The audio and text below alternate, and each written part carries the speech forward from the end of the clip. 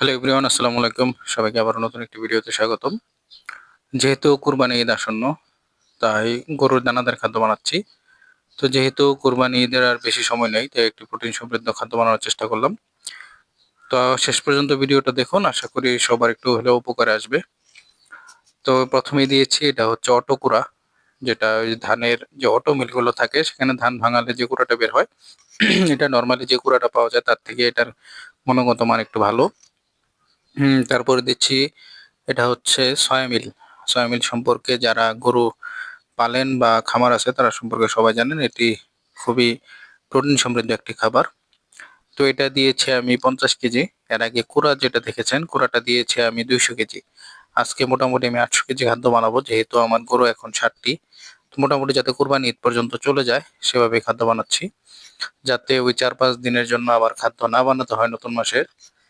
তো soya মিলটি 50 KG দিচ্ছি, কারণ সয়া মিলের দামটা একটু বেশি। আমরা যত বেশি দামি খাদ্য থাকবে সেটা একটু কম ব্যবহার করার চেষ্টা করবো ইনশাল্লাহ। তো এখন দিচ্ছি গমের মোটা ভুসি।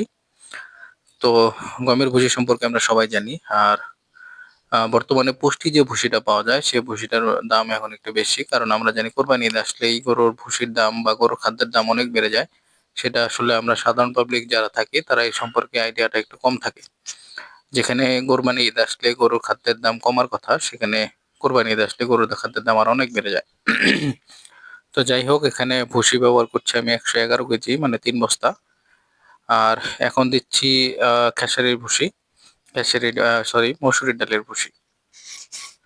যে কোনো একটা ডালের ভুসি ব্যবহার করার চেষ্টা করি সবসময়, কারণ আমরা জানি ডালের ভুসিতে প্রচুর পরিমাণে চর্বি থাকে, প্রোটিন থাকে। সেটা গরুর জন্য খুবই ভালো একটি খাদ্য হিসেবে ব্যবহার হয়ে থাকে। তো যেহেতু খেসারি ভুসি ছিল না, এবার আমি মসুরি ভুসিটা ব্যবহার করছি। মসুরি ভুসি ব্যবহার করছি আমি 2 বস্তা, মানে 100 কেজি। 50 কেজির একটা বস্তা থাকে। তো আপনারা যারা খাদ্য বানান বা দানাদার খাদ্য বানাতে চান, তারা যা খাদ্যে যে কোনো একটি ডালের ভুসি ব্যবহার করার চেষ্টা করবেন। আর এটা দেখতে পাচ্ছেন, এটা সম্পর্কে সবাই জানেন, অনেকে হয়তো খাওয়ান। এটা হচ্ছে ভুট্টার গুঁড়া। ভুট্টা আসলে 3 ভাবে পাওয়া যায়, একটা আস্ত ভুট্টা, আর একটা পাওয়া যায় আপনার একটু ভাঙা ভাঙা, মানে একটা আস্ত ভুট্টাকে ভাঙলে যে কয়েক টুকরা হয় সেটা। আর এটা হচ্ছে এই পাউডার ভাবে। গোখাদ্য হিসেবে এই পাউডারটাই বেশি ব্যবহার হয়। তো ভুট্টা আমি ব্যবহার করছি 200 কেজি, 4 বস্তা, কারণ ভুট্টার দাম এখন একটু কম, কারণ ভুট্টার সিজন চলছে, তাই ভুট্টাটা একটু বেশি ব্যবহার করলাম। নর্মালি আমি সবসময় 500 কেজির মতো খাদ্য বানাই, 1 মাস আমার চলে যায়। কিন্তু এখন যেহেতু মাস একটু বেশি সময়, ভাঙা মাসে ঈদ পড়বে, তাই একবারে খাদ্যটা বানিয়ে নিচ্ছি। আর এটা হচ্ছে শুটকির গুঁড়া। আর শুটকি গুঁড়াটা আমি সবসময় 3% হিসেবে ব্যবহার করি। যত খাদ্য বানাই তার 3% হিসেবে শুটকি গুঁড়াটা দিই। হ্যাঁ, নরমালি এটা আমি অনলাইন থেকে আনাই। কক্সবাজার বা চট্টগ্রাম থেকে এটা অনলাইনে আমি একটা লিঙ্ক আছে আমার কাছে, সেখান থেকে আমি আনি। কুরিয়ার করে দিয়ে যায় আমাদের। তো যেহেতু আমরা প্রোটিন সমৃদ্ধ একটি ভালো মানের খাবার বানাতে চাই, সেখানে এই শুটকি গুঁড়াটা খুবই একটি প্রোটিন সমৃদ্ধ খাবার। তো যারা দানাদার খাদ্য বানাতে চান, শুটকি গুঁড়াটা অবশ্যই ব্যবহার করার চেষ্টা করবেন। যেহেতু এখন অনলাইনে শুটকি গুঁড়া পাওয়া যায়, অনেক ভ্যারাইটির পাওয়া যায়, 50 টাকা, 55 টাকা, 60 টাকা, 65 টাকা, অনেক ভ্যারাইটির পাওয়া যায়। তো আপনারা যেটা ভালো মনে করেন সেটা কিনবেন। আর এখন দিচ্ছি ডিসিবি পাউডার। ডিসিবি পাউডার দিচ্ছি প্রতি 100 কেজির জন্য 1 কেজি। ডিসিবি পাউডার সম্পর্কে সবাই জানি, এটার দামও কম। আমার 100 টাকা পড়ছে 1 কেজির দাম। তো যেহেতু আমি প্রায় 800 কেজির মতো খাদ্য বানাচ্ছি, তাই আমি 8টা ডিসিবি পাউডার ব্যবহার করলাম। তো এখন ব্যবহার করছি রেনাটা কোম্পানির রেনাভেট ডিবি।